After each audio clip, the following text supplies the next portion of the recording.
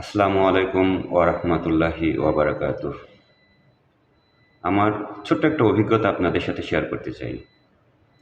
আমার দুই সন্তান, এক ছেলে এক মেয়ে। মেয়ের বয়স 4.5 বছর, ছেলের বয়স 6.5 বছর। আমি আমার মেয়ের জন্মের পর মাত্র 2বার তার মাথা টাক বা ন্যাড়া করিয়েছিলাম, এরপর আর কখনো করাই নাই।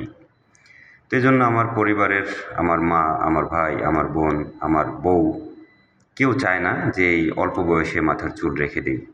এবং পাড়া প্রতিবেশী, বন্ধু-বান্ধব, আত্মীয়-স্বজন, গ্রামের লোক, গ্রামের বাইরের লোক, পরিচিত লোক, অপরিচিত লোক, যে যার সাথে দেখা হয়েছে, যেই দেখেছে আমার মেয়েকে চুল বড়, সেই বিভিন্ন রকমের মানে মনে করেন 80% মানুষের মন্তব্য থেকে যায়। তো এর মধ্যে 20% মানুষের মন্তব্য পজিটিভ বা সুন্দর লাগছে, ভালো হয়েছে। আর 60% মানুষের মন্তব্য হচ্ছে এরকম যে এই অল্প বয়সে চুল রাখছেন, আপনার মেয়ের গলা চিকন হয়ে যাবে, আপনার মেয়ের ঘাড় চিকন হয়ে যাবে, আপনার মেয়ের মাথার চুল অল্প বয়সে পড়ে যাবে, অল্প বয়সে টাক হয়ে যাবে, অল্প বয়সেই তার বিভিন্ন রোগবালা হবে, আপনার সে বড় হবে না, তার ব্রেন হালকা হবে। তো এরকম মন্তব্যে আমি আসলে অতিষ্ঠ, বিরক্ত। তো আমি এই কথাগুলো এতদিন পরে বলার কারণ হচ্ছে যে আমি মাত্র 1 মাস হচ্ছে আমি সৌদি আরবে এসেছি, আলহামদুলিল্লাহ। তো এখানে আসার পরে এখানে দেখলাম যে এখানকার প্রত্যেকটা মেয়ে যেই চুল নিয়ে জন্মগ্রহণ করে, এরা সেই চুল নিয়ে মৃত্যুবরণ করে। তো এখন আপনারা বুঝেন বাকিটা ইতিহাস।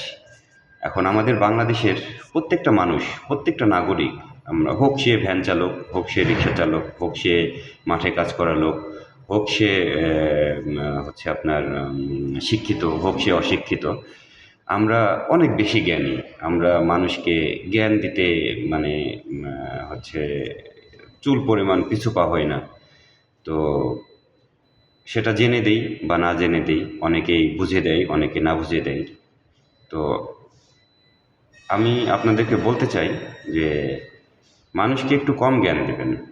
আর জ্ঞান, নিজের জ্ঞান নিজের কাছে রাখবেন, নিজের উপরে প্রয়োগ করবেন। অন্যের উপরে প্রয়োগ করলে আপনার জ্ঞানের পরিমাণটা কমে যাবে এবং আপনি আপনার জীবনকে সুন্দর করতে পারবেন না। আপনি আরেকজনকে জ্ঞান দিতে যাচ্ছেন, আপনার জ্ঞান আপনি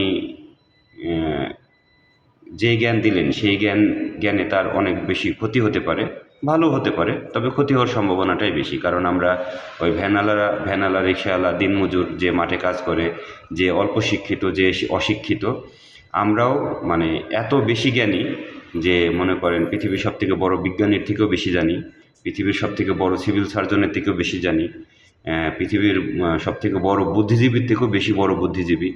তো এই জন্যই সমস্যা। আর চেষ্টা করবেন নিজের জ্ঞান নিজের উপরে প্রয়োগ করার জন্য। অন্যের সমালোচনা, অন্যের আলোচনা, এই জিনিসগুলো বাদ দিবেন। অন্যকে জ্ঞান দেওয়া বাদ দিবেন। এতে আপনার জীবন ভালো থাকবে, আর যাকে জ্ঞান দিচ্ছেন তার জীবনও ভালো থাকবে। ধন্যবাদ।